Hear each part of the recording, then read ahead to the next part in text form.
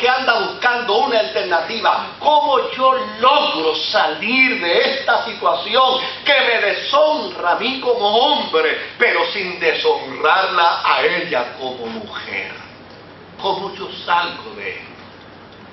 ¿Cómo yo lo logro? Porque desde luego José decía, se le nota la barriguita. Si a estas alturas yo me divorcio de ella, como quiera la comunidad se va a enterar y van a llegar a sus propias conclusiones. A mí me parece que Mateo nos quiere decir que extenuado José, agotado José, porque anda buscando una alternativa, anda buscando alguna solución, dice entonces que se le apareció el ángel del Señor. Y yo quiero que usted entienda algo aquí. Yo quiero que usted lo entienda. Porque Mateo está escribiendo con un pensamiento judío. Mateo está escribiendo con una mentalidad judía. Y en la mentalidad judía, cuando se habla de la aparición del ángel del Señor, ¿sabe de quién se trata? Se trata de Dios mismo. Es una aparición teofánica. Es decir, en José, estando extenuado, estando cansado, aparece entonces Dios para decirle, mira, tú no tienes que estar rompiéndote la cabeza, tú no tienes que estar actuando en desesperación, porque lo que hay en el vientre de María es fruto del Espíritu Santo. Y yo quiero que tú entiendas, José, que cuando ese niño nazca, tú lo llamarás por un nombre, pero cuando tú lo llames por el nombre, yo quiero asegurarme que lo llames por el nombre correcto. Yo quiero que lo llames por el nombre de Jesús. Es decir, yo quiero que lo llames por el nombre de Josué, por el nombre de Josué. Porque el nombre de Josué significa Salvador. Y hace referencia precisamente a aquel caso extraordinario donde Moisés logró sacar al pueblo de Israel de Egipto, pero quien introdujo a la tierra prometida al pueblo de Israel fue Josué. Y por lo tanto Dios le está diciendo a José, le está señalando qué cosa: mira, el que está en el vientre de tu esposa, fruto del Espíritu Santo, será quien guiará al pueblo a la tierra prometida, a la tierra de la eternidad, a la tierra de la bendición, a la tierra de la comunión con Dios, porque esto es para que se cumpla lo dicho por el profeta cuando dijo que la Virgen concebirá y dará a luz un hijo y se le llamará por nombre Emanuel, que significa ¿qué cosa? Dios con nosotros. Mire lo que hace Mateo dentro de este proceso. Él lleva paralelamente la identidad de Jesús como verdadero hombre de la descendencia de David, pero simultáneamente está afirmando que ese Jesús que está en el vientre de María es la presencia de Dios mismo en medio de la humanidad. Cuando José despertó del sueño, entonces fue y buscó a María y la recibió en su casa. Es decir, formalmente la declaró su esposa.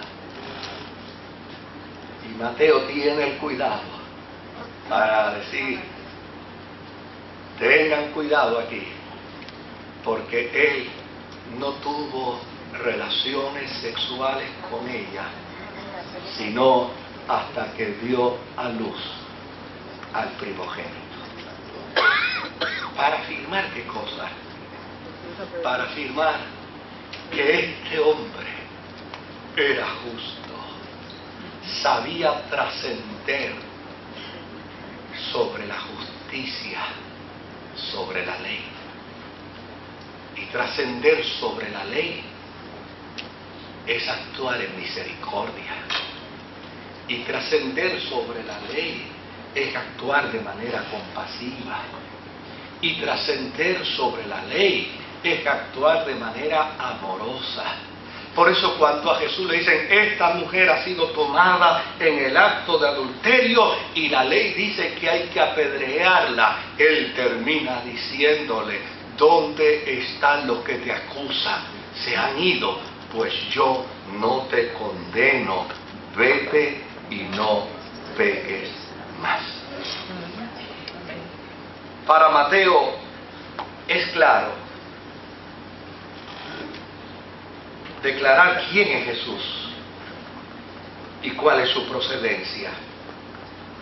Desde el punto de vista del Jesús, Él es el Hijo de David.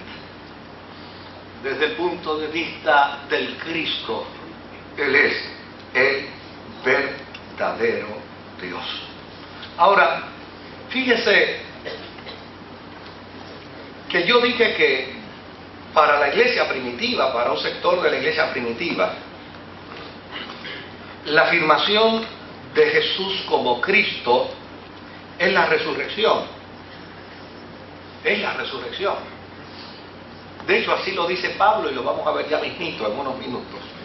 Pero en Mateo no.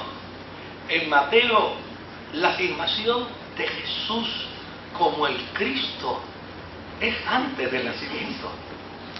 Fíjese que ya Dios había declarado que Él se llamaría Emmanuel, que traducido es que Dios con nosotros. Y si vemos a Mateo hablando sobre este planteamiento, mire lo que dice Mateo en el capítulo 22 y verso 41 al 46. Dice, mientras estaban reunidos los fariseos, Jesús les preguntó, ¿qué piensan ustedes acerca del Cristo? ¿De quién? ¿De quién es hijo? Es decir, Jesús le está preguntando a ellos, pero los fariseos no se están refiriendo a Él. Dice, nosotros pensamos que cuando venga el Cristo, ¿es hijo de quién? Es hijo de David, le respondieron los fariseos. Entonces, dijo Jesús, ¿cómo es que David, hablando por el Espíritu, lo llama Señor? David afirma, dijo el Señor a mi Señor, siéntate a mi derecha hasta que ponga a tus enemigos debajo de tus pies. Dice entonces Jesús, si David lo llama Señor, ¿cómo pueden entonces entender que Él es su Hijo? Nadie pudo responderle ni una sola palabra. Y desde ese día, ninguno se atrevía a hacerle más preguntas. Fíjese el dato aquí. Para Mateo, Jesús no es el Mesías, no es el Verbo encarnado de Dios, como un accidente posterior a la resurrección. No, para Mateo, Jesús es el Verbo de Dios desde antes de nacer. Tan es así que todavía no lo han llevado a la cruz, tan es así que todavía no lo han enterrado, tan es así que todavía no ha resucitado, está ministrando en medio del pueblo y ya Jesús está declarando de manera enfática que Él es el Hijo de Dios. Vea conmigo a Mateo capítulo 16.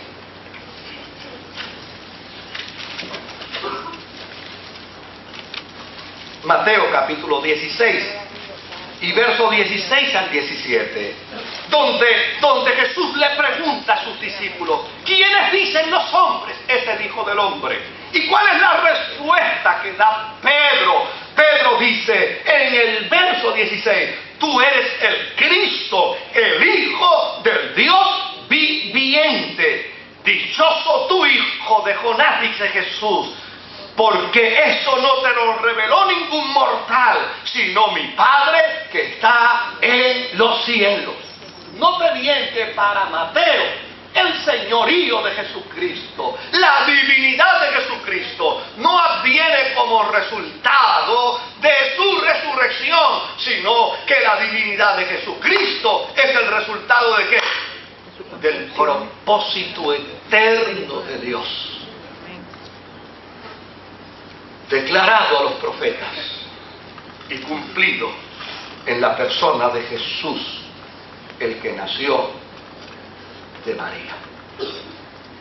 De hecho, cuando uno lee al apóstol San Pablo en su carta a los romanos, uno ve la diferencia. Claro, uno puede explicar esa diferencia de Pablo a los romanos, porque llana y sencillamente Pablo es un creyente posterior en la experiencia de la iglesia primitiva. Y Pablo, cuando escribe su carta a los romanos, en el capítulo 1 y versículo 1 al 4, dice: Pablo, siervo de Jesucristo, llamado a ser apóstol, apartado para anunciar el evangelio de Dios, que por medio de sus profetas ya habían prometido en la Sagrada Escritura. Este evangelio habla de su Hijo, que según la naturaleza humana era descendiente de David, pero que según el Espíritu de Santidad fue designado con poder Hijo de Dios por la resurrección.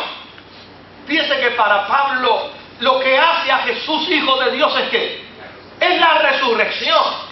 Pero desde luego lo hace porque él ha vivido una experiencia distinta.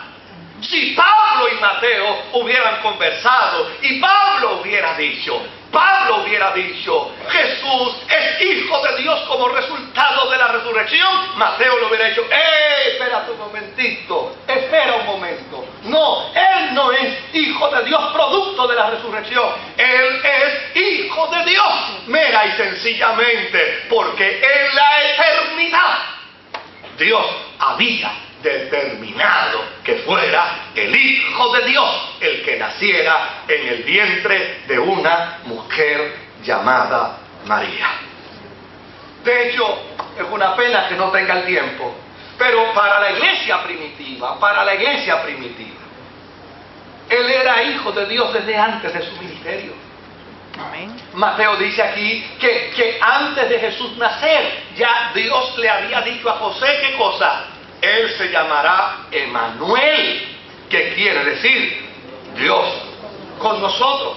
En Marcos capítulo 1 y versículo 11 también aparece un testimonio en cuanto a ello. En Marcos 1:11. En Mateo 14, versos 32 al 33. Por lo menos déjeme leer los de Mateo, para que de esa manera podamos tener un poco más de referencia de Mateo sobre el particular. Pero en el verso 32 y 33 dice: enseguida Jesús le tendió la mano y sujetándolo lo reprendió: hombre de poca fe, ¿por qué dudaste? Cuando subieron a la barca se calmó el viento y los que estaban en la barca le adoraron diciendo: verdaderamente tú eres ¿quién? El Hijo de Dios. Aleluya.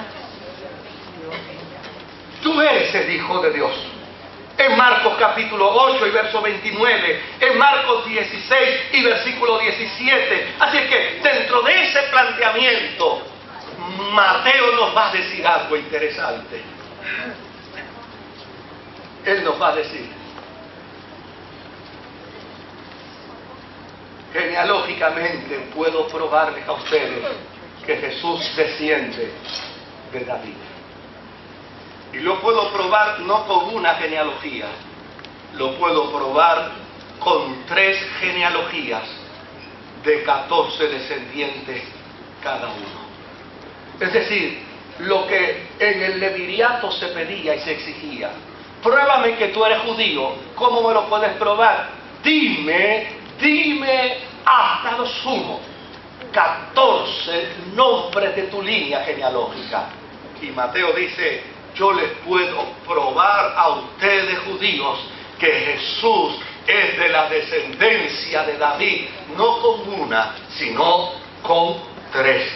Pero también les puedo afirmar, mis queridos hermanos judíos, que Jesús no solamente es de la descendencia de David, sino que Jesús es el Hijo de Dios, porque Dios mismo le habló a José, un varón justo que estaba en medio e inmerso en un problema terrible.